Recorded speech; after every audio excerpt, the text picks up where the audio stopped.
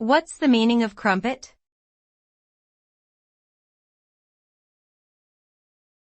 Crumpet.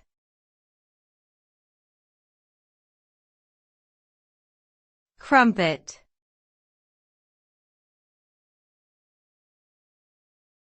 Crumpet.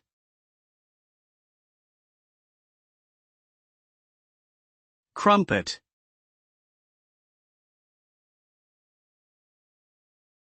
A crumpet is a type of bread product that originated in the United Kingdom.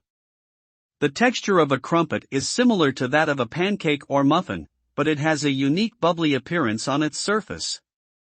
Crumpets are usually made with flour, water, yeast, and salt and are cooked on a griddle or flat top.